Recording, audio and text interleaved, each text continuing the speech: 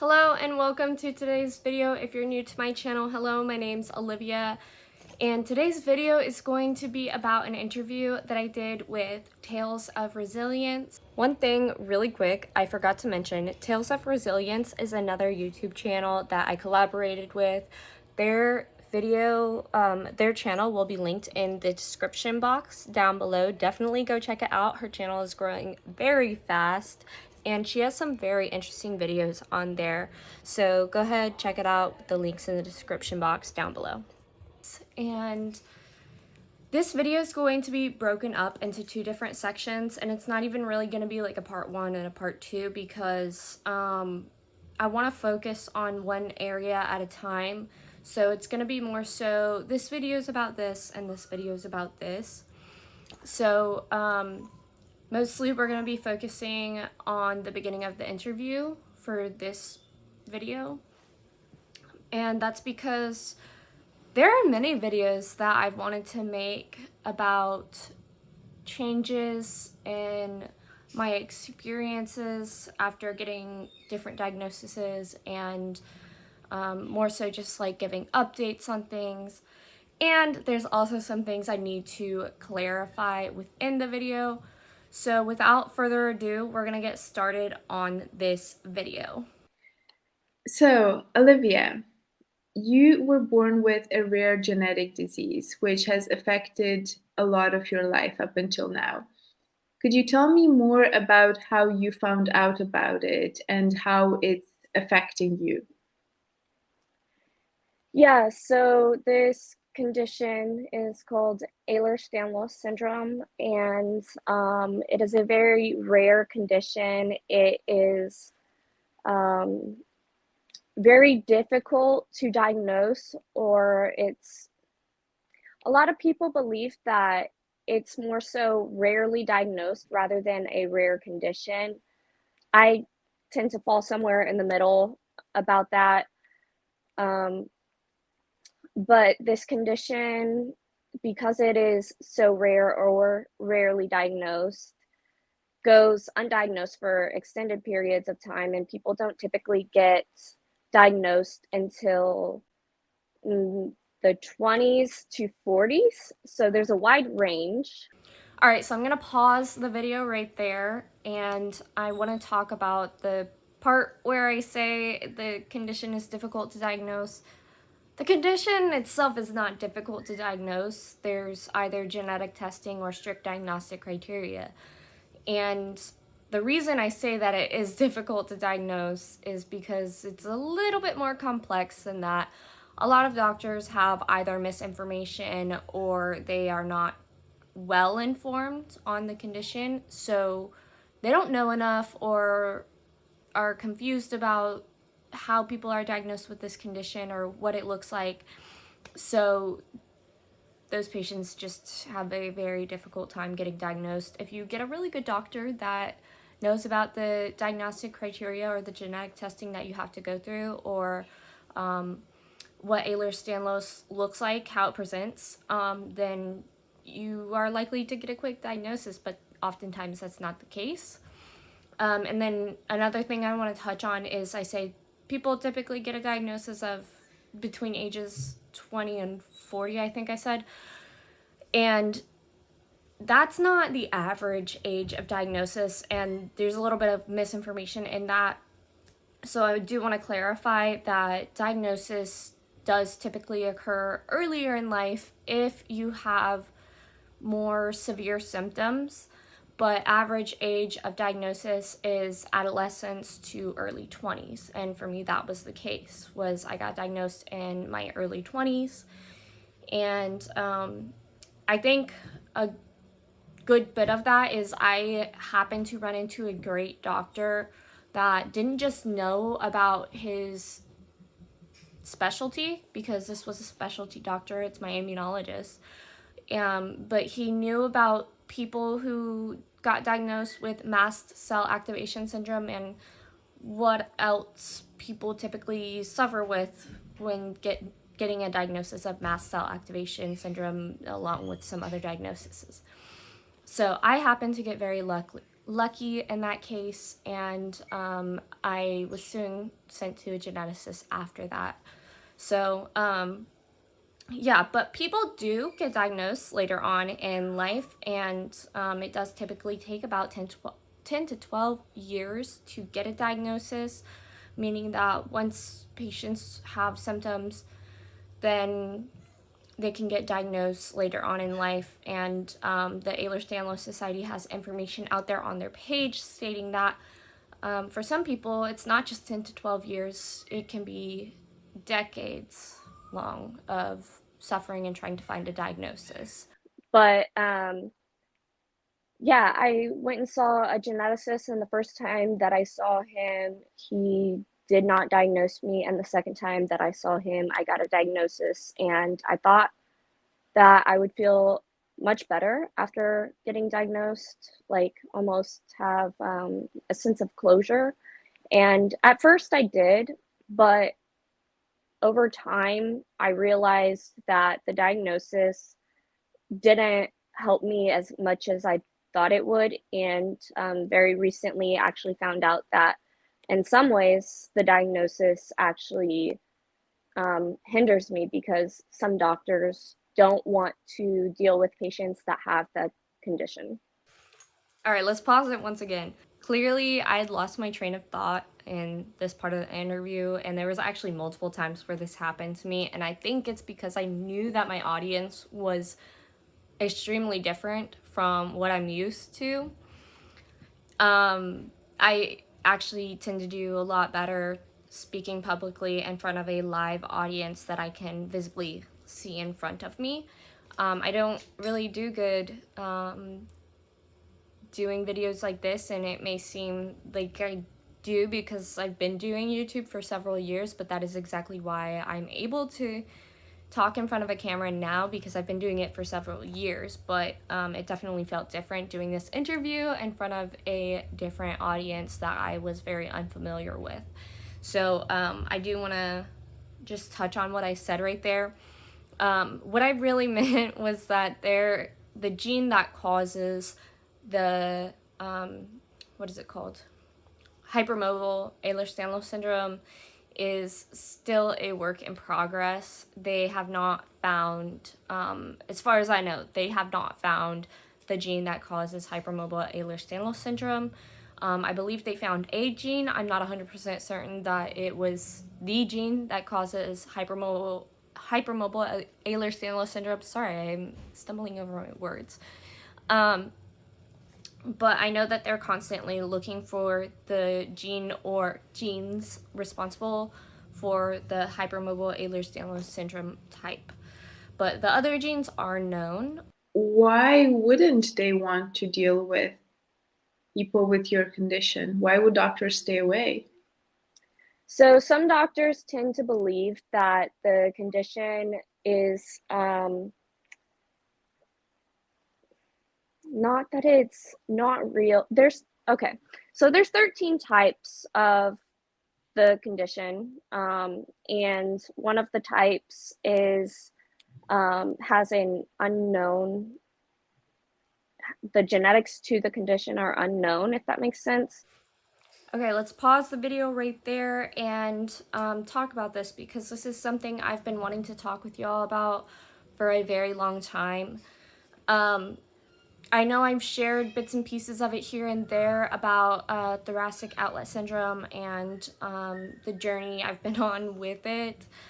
And many of you may know that I got the surgery for thoracic outlet syndrome, and wait, that's the wrong side. I got it on the right side.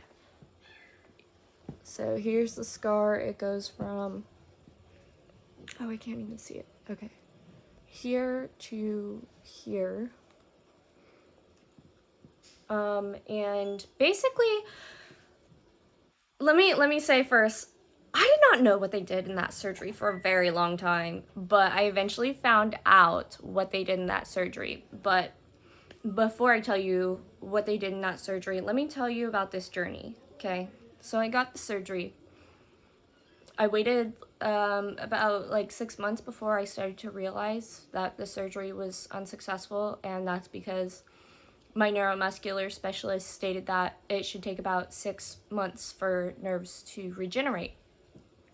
And I wasn't experiencing that, and in some ways I had felt a lot worse. Mainly in the first 3 months, I started to get a really bad zapping feeling, like somebody was sending electric shocks throughout my spine and arms. That was a horrible experience that I went through. But anyways, went back to my neuromuscular specialist. It was confirmed that the surgery was unsuccessful, and I was eventually sent to another surgeon, and that surgeon basically said that he didn't do redo surgeries and that my case was very complex. My health overall was very complex, and he did not feel comfortable doing the surgery. So he said he was going to send me to another surgeon. And apparently this surgeon was supposed to be the best in the entire state. But this surgeon was not great. He was very arrogant, and it took me a while to realize that that is what it was. It took me a long time to realize that the reason why that visit went so horrible is because this doctor was arrogant. He said several different things that contradicted one another, and I felt very frustrated after the appointment because he was saying how the surgery wasn't going to work on me because I have Ehlers Danlos Syndrome, and typically what is supposed to be done is that cervical rib is supposed to be removed. Okay, and it wasn't in this appointment that I found out what exactly happened or what was done in that done when I had the surgery. So when he told me, oh, well, yeah, they did everything correctly. He said the only thing that they didn't do was remove the rib. And so he basically told me that they took out the scalene muscle and removed the scar tissue. I was never told that I got my scalene muscle removed, and in fact, I had looked back on some MRIs and CTs that I had after the surgery and saw that it was still there, but I thought, well, I don't have my PhD, and I didn't go to med school, so what do I know? And ultimately it led to, well, I'm not doing the surgery. That appointment was, like I said, extremely frustrating. I was not happy with what he told me. And I know other people that have had redo surgeries and that have had the cervical rib removed, and it went very well for them, and they made a full recovery. However, obviously this was not the case for me. This doctor clearly just didn't feel comfortable doing the surgery. So I ended up finding another doctor, thinking, how could this guy be the best in the state if he's not even willing to do the surgery on an Ehlers Danlos patient? And this was one of the ways that the diagnosis really hindered me, and I felt extremely frustrated. I can't even explain that enough, how frustrated I felt after that appointment. I came out sobbing. I actually started crying in front of him, which I felt super embarrassed about because I was like, I don't know if this guy's arrogant. I don't know if he's just telling me this because it's true. But yeah, I left that appointment, called my mom and everything, and I thought, this guy can't be the best in state. So I thought I'll schedule with a new doctor. Found a new doctor, scheduled with him, went to the appointment, and in that appointment, basically what this doctor told me is, oh, you already saw the best doctor in the state. Nothing more I can do. Like, he's better than I am. And I was extremely frustrated because at that point I have seen all of the thoracic outlet syndrome surgeons. And I asked him, I was like, do you have the medical records from the doctor that did the surgery on me? Because no one is telling me what happened in that surgery, and I really want to know. I don't have access to it, to the information. And he found it, and he said, yeah, so what they did in the surgery is remove scar tissue, and they shaved down that cervical rib.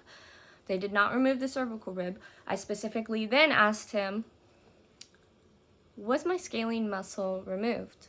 And he said, it does not state that the scalene muscle was removed. And at that point, I knew that the previous doctor was just being arrogant. He did not want to admit that he did not feel comfortable doing the surgery because I have Ehlers Danlos Syndrome and he did not have enough experience. He basically told me that it wouldn't be successful, which perhaps it wouldn't be if he didn't feel comfortable doing it.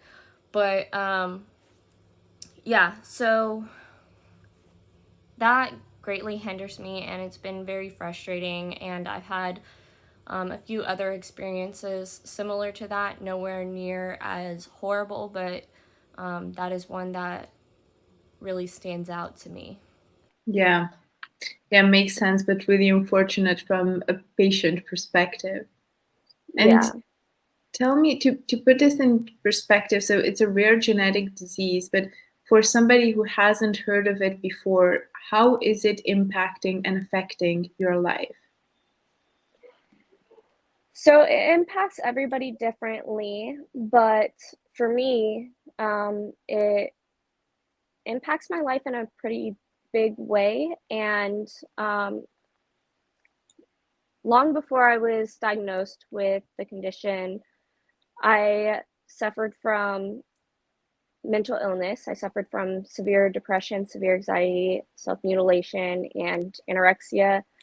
And because of that, um, and because I didn't know I had the condition, I was doing a lot of irreversible damage to my body. Whereas if a normal, quote unquote, normal person was struggling with the same things that I was, and to the same extent, might have a much better chance of recovering and like making a 100% full recovery. Whereas in my case, there was a lot of damage. A few things I want to touch on there. First off, knowing that I had an Ehlers Danlos diagnosis would not have made a change in the damage that it did to me, and that's because when you're suffering from anorexia, nothing matters unless you're recovered. So it's kind of silly. I say, oh, especially because I didn't know. Well, that wouldn't have made a difference because mental illness is mental illness. You can't just think a certain way and bam, like you can quit what you're doing. So I did want to clarify that part. And then I also want to state that yes, mental illness did have an effect on my physical health. And yes, it did cause irreversible damage. And like I say, if a normal person suffered from the things that I suffered from and they recovered from the mental illness, then their body should also recover along with it. But that is not obviously what causes Ehlers Danlos syndrome. The Ehlers Danlos syndrome just made it to where it was a lot worse, if that makes sense. And my body just doesn't heal the same as like a healthy person's. So, yeah, it did have irreversible damage on my body, but obviously I had the condition beforehand, and I had some things that I was suffering with beforehand as well. So um, there's a lot of secondary conditions that affect me because of the Ehlers-Danlos syndrome, and I think the biggest one most recently that has been affecting me a lot is I have something called thoracic outlet syndrome. I have the neurogenic type and the arterial type, and it causes basically progressive paralysis throughout my arms, and especially affecting the dexterity in my hands. And it is far worse on my right side, so that greatly impacts me. And there's surgery to fix it, but like I said, there's many doctors out there that are not willing to treat patients with Ehlers-Danlos syndrome. And so I got the surgery on the right side. I don't know if you can see, but I have a large scar across here, and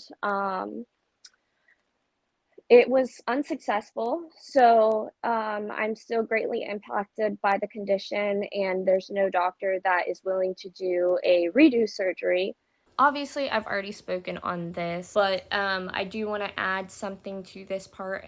The reason that I say that that's the one that's been affecting me a lot lately is because recently I've been thinking, how am I going to continue working like this, or how am I going to make the drive from here to the state of Maine and the state of Maine to here when I get in extremely severe pain when I'm driving for extended periods of time.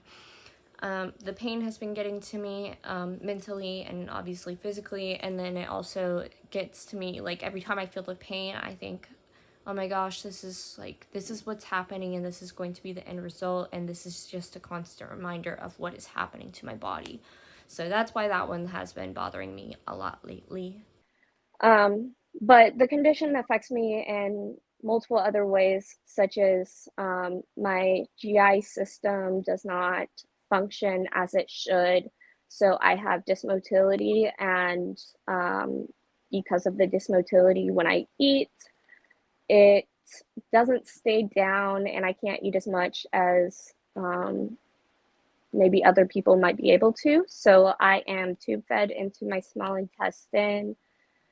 And then I have malabsorption issues as well, and that's also why I'm tube fed into my small intestine. So I take in a lot more calories than the average person should to maintain their weight.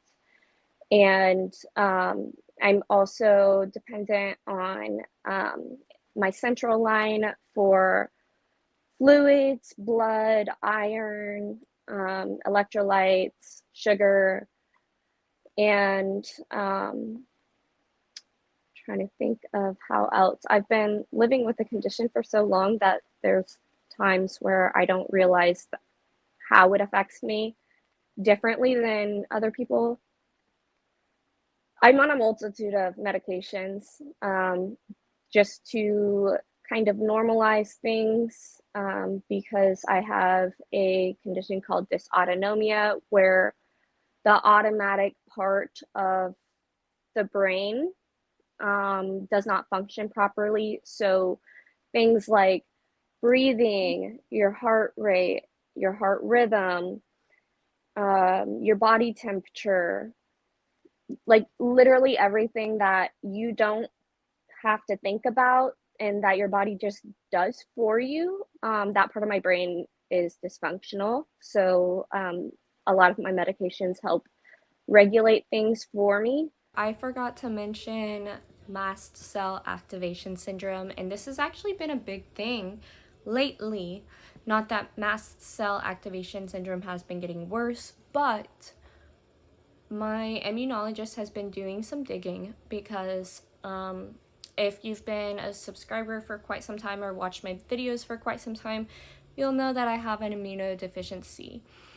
And not many doctors have done much digging about why I have an immunodeficiency or exactly what that immunodeficiency is, but we finally found out what type of immunodeficiency I have.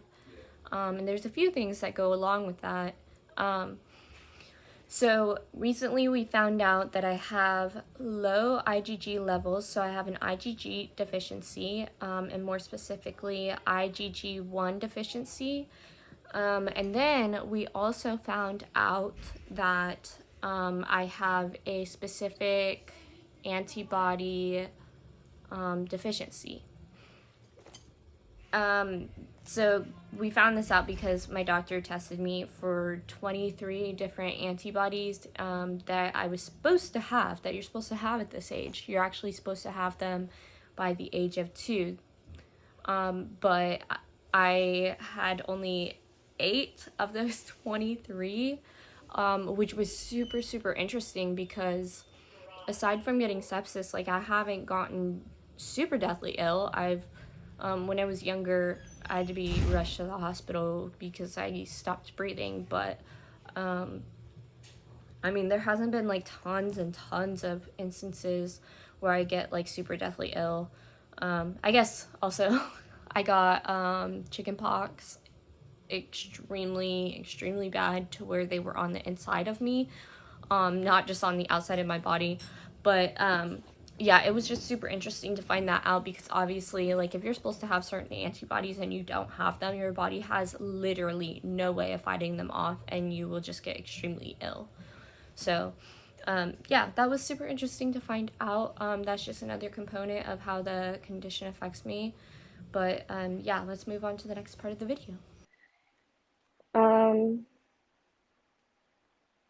Recently, I've been dealing with heart issues and trying to get those figured out. I've been dealing with those issues for a while, but there's more drastic measures that the doctors have been talking about taking recently. It's still kind of up in the air, so I'm not sure what is going to happen with that. Let's talk about that for a second because this is also something that I've been meaning to tell y'all.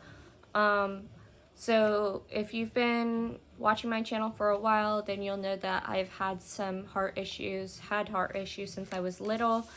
But yeah, I've been finding out some more information, and my last 2 Holter monitors did not turn out very good. And one of them actually showed that I have a pretty deadly arrhythmia called ventricular tachycardia.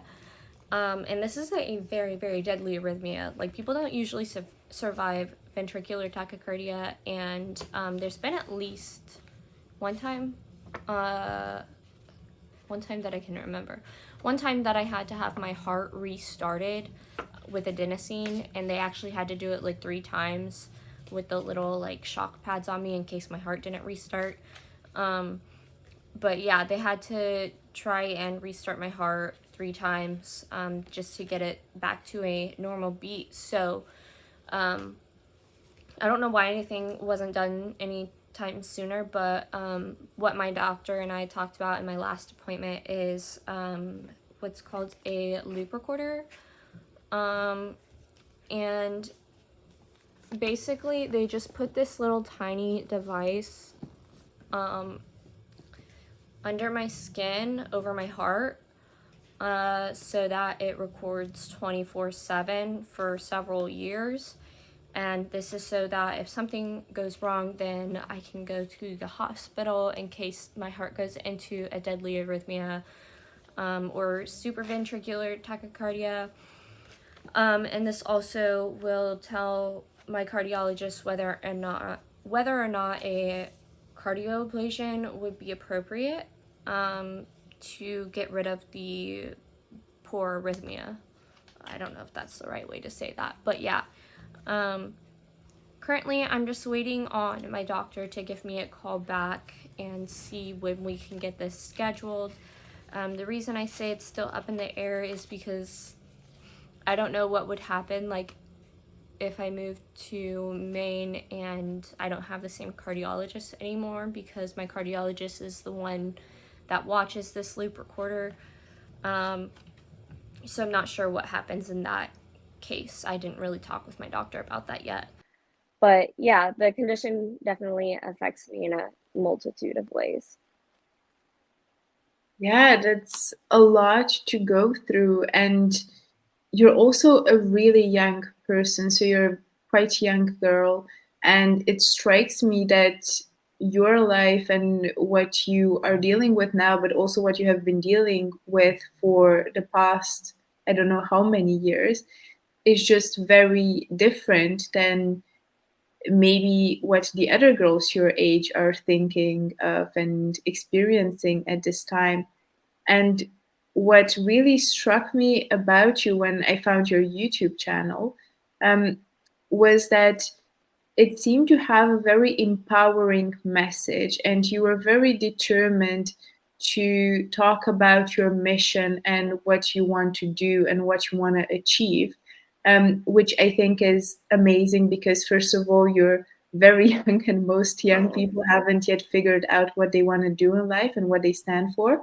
But also, given that you're dealing with this host of symptoms on an almost daily basis, it leaves very little space for you having other endeavors. So talk to me more about what your mission is and why you're so passionate about following that. Yeah, so everybody's going through something, and some people are going through a lot more than others, and some people just can't handle what they're going through in life. And I want to get the message out there that whatever you're going through, you can do it. Um, you can push through and you can still chase your dreams. You can still accomplish what you want to accomplish. And it just takes a lot of determination, a lot of strength. And it's not always easy, but that's okay. It's okay that it's not always easy. Life gets very difficult at times, and yet we still have a reason to be alive and to accomplish our dreams. And it's amazing when you actually even have dreams and you have this passion to pursue something, because it means that you're alive and you still have things to accomplish. Because I say this because when I struggled with severe depression, severe anxiety, when I struggled with mental illness, I didn't have dreams. I didn't have a reason to be alive. And that was killing me. It was killing me because I didn't see a future. I didn't see what I should be doing next. And so I didn't do anything next. And I didn't pursue anything.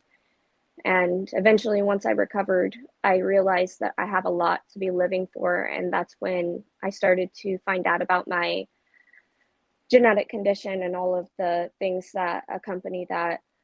And I still believed that I have a purpose to pursue, and I was determined to push through everything to get there. And that's what I've been doing. One major thing that I left out here, and I'm actually a little bit ashamed that I left it out because it is something extremely important to me, and I wouldn't be where I'm at right now without it, and that's God. He's extremely important, not just to me, but for everyone.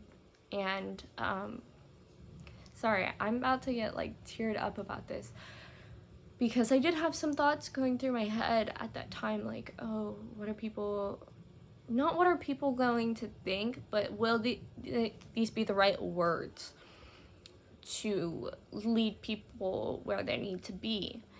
And I don't want to scare people away from God, because I know a lot of people have had really bad experiences at church.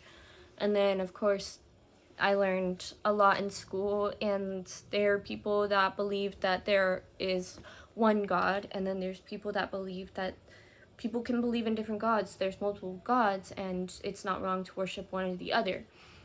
Well, both can't be true at once. It's just not possible. Either one is true or the other is true. You cannot believe that there are multiple gods, and you cannot believe that there is only one God, both at the same time. You believe one or the other. And I believe that there is one God, and I believe that He is important in everybody's life. And I say that to validate that other people believe different things, and to acknowledge that, not to validate that, but to acknowledge that. Like, I understand that other people believe different things, and everybody is in a different spot in their lives, but I think it is important to share with you what helped me recover, and that's my faith in Christ. And like I said, I wouldn't be where I'm at today if I did not have faith in Christ. And He is the one that gave me the strength and determination. That did not come from me. That came from God. So that's very important that I mentioned that. And yeah, I just need to add that in there because it should have been in there in the first place. Amazing. Amazing. And I think it's only fair that we commend you for the work that you've been doing and for, I think, also for spreading the awareness about the rare genetic disease that you have so that other people that are in a similar situation do have a place to go to and experiences to find online, which, again, in the case of a rare disease, is not so easy to find. Yeah, yeah, definitely. All right, so that's the end of the interview, and I did want to say thank you, Sabrina, if you're watching this. Thank you for all your kind words. Thank you for having me on for the interview. I had a lot of fun doing the interview, and I appreciate the space that you gave me to talk about this. Like I said, there is going to be another video out there on the other parts of the interview. This is really just the beginning of the interview. It's an hour-long interview, but I'm gonna try to squeeze it all into like one small video because I know that y'all don't like watching super long videos. At least my audience does not, because y'all don't even watch my entire like 20-minute videos. So I'm gonna try to squeeze it into a fairly short video, not super short. It's probably going to be one of my longest videos still, but yeah, I do want y'all to see that interview because I have another video that is strongly related to it, and that's basically what that video is going to be about, is one other video that I did, and I'll mention that in that video. Alright, so if y'all enjoyed this video, then make sure you hit that thumbs up button. Make sure you hit that subscribe button if you are not yet subscribed. And hit that bell notification sign to receive notifications whenever I upload new videos. Like I said, there will be a new video coming out about the other parts of that interview. Alright, love y'all. Bye.